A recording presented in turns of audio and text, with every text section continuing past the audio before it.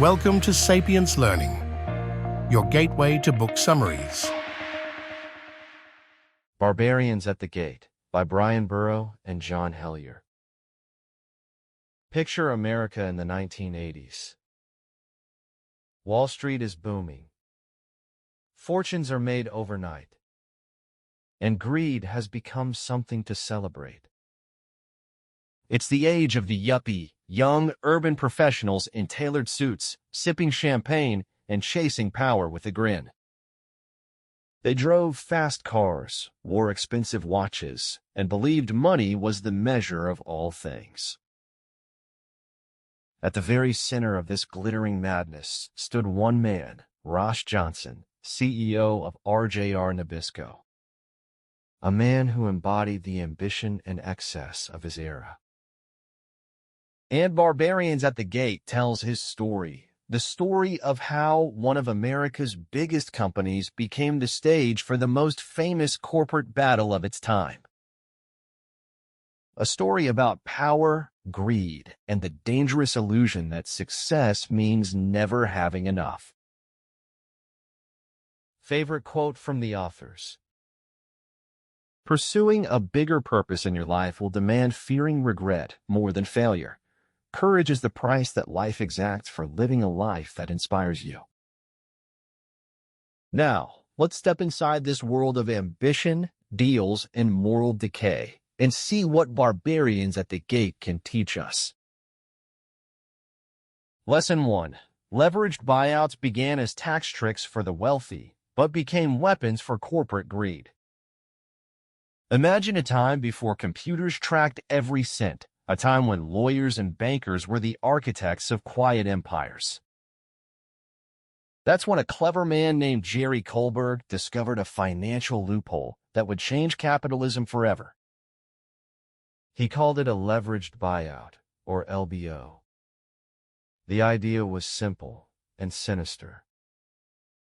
Borrow huge amounts of money to buy a company, using the company's own assets as collateral.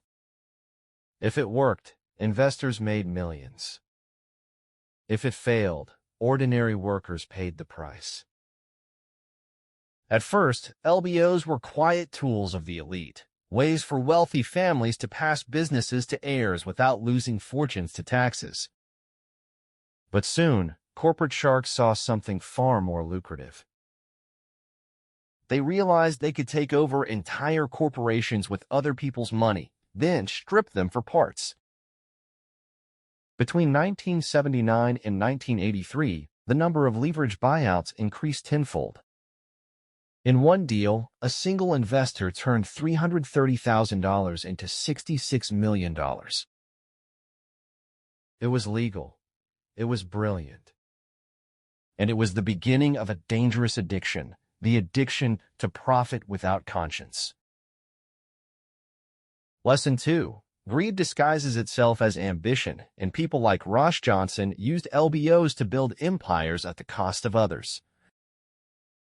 Ross Johnson started humbly enough, a salesman with charm, ambition, and a taste for the finer things. By the time he became CEO of RJR Nabisco, he wasn't just running a company. He was living the high life of corporate royalty. Private jets, lavish parties, celebrity golf tournaments.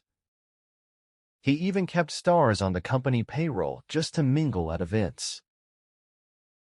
To Johnson, business was not about creating value. It was about feeding an image. He wanted control. He wanted wealth. And he was willing to gamble a fortune to keep it. When he set his sights on buying out RJR Nabisco using an LBO, it seemed like the ultimate move. He'd borrow billions to buy his own company, making himself and his inner circle richer than ever. But behind the glamour was devastation. Whole departments were cut overnight. Employees were uprooted and discarded. To Johnson, people were numbers, expendable. He learned from one of his mentors to always keep the pot stirred. Change for the sake of power, movement for the illusion of progress. For Ross Johnson, greed wasn't a flaw, it was a strategy. And it worked. Until it didn't. Lesson 3. The RJR Nabisco deal became the symbol of corporate excess, and the empire of greed finally turned on itself. It began as a routine buyout, but soon spiraled into an all-out war. Every major Wall Street firm wanted a piece of the action. Meetings stretched late into the night, phones rang off the hook, and billions of dollars moved across continents in days. It was, at the time, the biggest LBO in history. And it would make and break fortunes. The press caught wind of the chaos. The New York Times ran stories exposing Johnson's lavish spending, his disregard for employees, and his obsession with wealth. Soon, public opinion turned. Johnson, once admired for his boldness, became the face of corporate gluttony. When the dust settled, he lost the bid to another firm, one that promised to protect the company's workers. Ross Johnson was ousted. His empire crumbled. And yet, his life went on. He retired briefly, then re-emerged as a consultant, laughing about the deal that had defined him. For him, it was just another chapter in a lucrative career. But for thousands of others, the workers, investors, and families tied to RJR Nabisco, it was a lesson written in pain and loss. And that's the real power of Barbarians at the Gate. It's not just a business story. It's a cautionary tale about what happens when ambition loses its soul. When money becomes God and ethics become optional.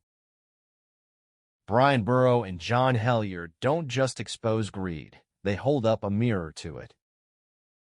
They remind us that the fall of RJR Nabisco wasn't the end of an era. It was a warning that still echoes today.